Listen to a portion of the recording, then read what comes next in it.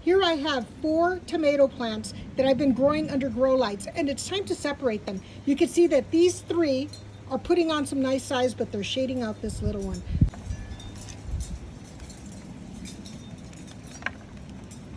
Carefully remove them. I like to use a stick to do a little bit of division, while being very mindful that there might be very small roots, as you can see, there we go, that we don't want to sever.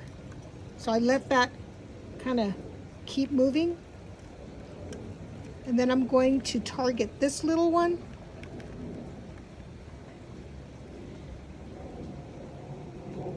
I don't feel a lot of tension, which is good. That means I'm not untangling them from each other. That would not be a good thing.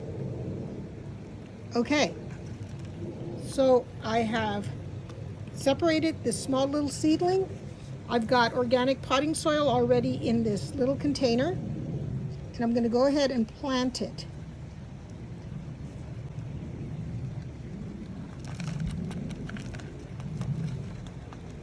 Just like that.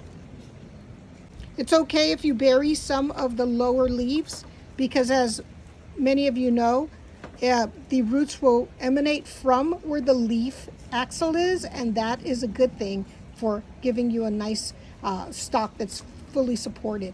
So I've just transferred this one. I'm going to give it a little water, and I'm going to put this back under the grow lights. I'm going to go ahead and separate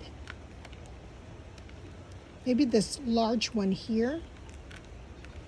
I've got it with all of its nice roots intact. Add some more potting soil. Getting rid of the air pockets. And I'm going to water.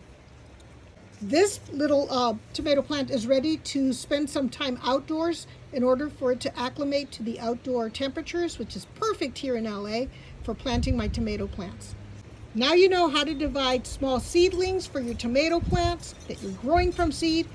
Go forth and multiply. Talk to you soon.